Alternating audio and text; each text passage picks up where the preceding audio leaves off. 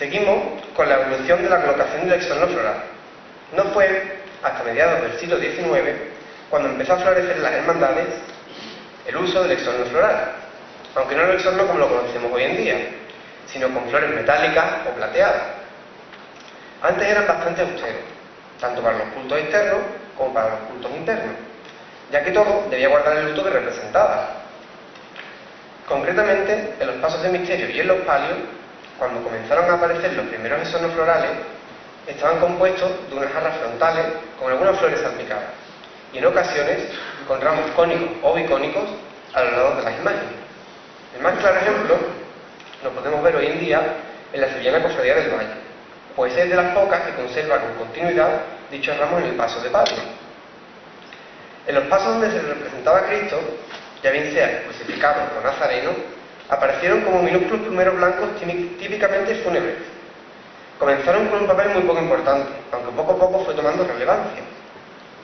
Habitualmente se iban colocando flores del tiempo, porque en aquel entonces no estaba constituido el mundo floral tal y como lo conocemos hoy en día, como es el ejemplo de la Virgen de los Reyes, con sus tradicionales nardos, pues el nardo es una flor de verano, o lo presentemos en el mes de noviembre para la Virgen del Amparo o la Reina de Todos los Santos, ambas imágenes de típica sevillana. En pantalla estamos viendo las primeras ilustraciones gráficas donde podemos apreciar lo anteriormente comentado. Poco a poco se fue aumentando el exorno floral hasta los años 20. Al pasar los años se fue haciendo frecuente el uso de guirnaldas, ya bien solían ser enrolladas en los varales o en los candelabros, algo que se encuentra totalmente hoy en desuso. En un principio las flores y las guirnaldas se ideaban para tapar todos aquellos defectos o partes menos ricas de los pasos de nuestras imágenes. Conforme iba entrando el nuevo siglo, fue tomando importancia el exorno a las imágenes, llegando a ligarse a la estética tanto de los pasos como de los altares. Durante el comienzo del siglo XX, los pasos de Cristo se componían de un exorno floral muy limitado, pues lo que pretendían era imitar el terreno de los pasajes reflejados. Solían ser de corcho con alguna que otra flor desperdigada en el conjunto. Fue ya a mediados de la década de los 20, y por iniciativa de Antonio Cuellar, cuando comienzan a cubrirse por completo los montes con claveles rojos, formando una tupida alfombra. A raíz de ese hecho, fue cuando quedó constituido el color rojo para los pasos de Cristo, con algunas excepciones, como el sevillano Misterio de la Borriquita. Esta novedad se fue extendiendo a todos los pasos de misterio, incluyendo alguna variante como fuera del Cristo de los Estudiantes, que fue exornado con un monte completo de lirios, en 1926. Por el contrario, los pasos de misterio no habían incorporado aún la ornamentación floral, pues tan solo aparecían en algunos centros de flores a los pies del Señor, como podemos ver en esta imagen. Y será posteriormente, como ya veremos, cuando empieza a ser costumbre el exornarlos. Fue en las dos primeras décadas del siglo XX cuando se consolida el actual logro estético del paso de palio, con la obra porfirina de la Macarena, que asentó las bases del exorno floral clásico para el paso de palio. Fue en 1925 cuando se introdujo el ramo de fanar, es decir, el típico ramo que conocemos todos hoy en día, es decir, el que están viendo ustedes en la imagen, aunque no es hasta 1929 cuando se perfecciona su composición. Cabe destacar a modo de anécdota que la Sevillana Virgen del Refugio sacó ese año, el que destinaba al manto, por cierto, sacó un exorno con claveles blancos y unos claveles rosas y rojos salpicados, al igual que lo hacía el manto, pues tenía sus dibujos en esa tonalidad. Continuamos evolucionando hasta la década de los años 30, donde podemos destacar en los pasos de Cristo que aparece la mezcla del clavel con el iris, como vemos en la imagen. Una mezcla que no tardó en aparecer desde que se cubrió por completo el primer monte, sumándose además la aparición de escuetos frisos en la cartilla, para tapar algunos defectos del dorado que presentaban algunos de los pasos. Es en 1931 cuando muchas cofradías destacan por el acertado exorno de sus pasos de palio y la composición de sus ramos. Como sabemos, los años venideros de esta década fueron un poco convulsos a causa de la Guerra Civil Española, aunque es en 1937 cuando arranca el estilo actual de la decoración floral de los palios, como la conocemos hoy en día. En 1939 es la Virgen de los Gitanos la que se abre paso al uso de un tipo de flor completamente diferente al que se venía usando hasta la época, al salir exornada con gladiolo, y seguidamente, al año siguiente, se sumó la Virgen del Museo al hacerlo con camelias. Avanzamos en la cronología es decir, llegamos a la década de los años 40, donde a mediados de esta época, concretamente en 1945, cuando evolucionaron los anteriores frisos para dejar paso a unos mucho más generosos, es decir, de pasar de una hilera de un clavel a otra de 5 o 6 claveles, quedando así configurado el paso de Cristo tal y como lo conocemos actualmente. Es el año de 1944 donde se puede destacar una anécdota. El señor de Ovación debió de salir con claveles artificiales, es decir, una flor contrahecha, pues hubo una helada que lo dejó sin flores naturales, al igual que le pasó en los años de 1952 y 1956. Avanzamos es ya la década de los 50 cuando empieza a conformarse el exorno floral de los pasos de misterio, que por sus peculiares características han sido los últimos en evolucionar. Su composición era a base de frisos, aunque en algunos de ellos lo hizo tímidamente. Estos frisos estaban compuestos de hileras de 3 a 6 claveles, que recorrían el perímetro de la tarima sobre la que se situaban, mucho más sueltos de lo que lo hacen hoy en día. Esta manera de colocar las flores venía importada de los pasos de palio. También las jarras de los pasos estaban exornadas con flores, en forma de fanal. Este es el resultado de la base del exorno de los misterios, que como el resto del tipo de pasos, irá evolucionando. En el año de 1956 hubo una gran escasez de flores, a causa de una gran helada, que asoló todo el país.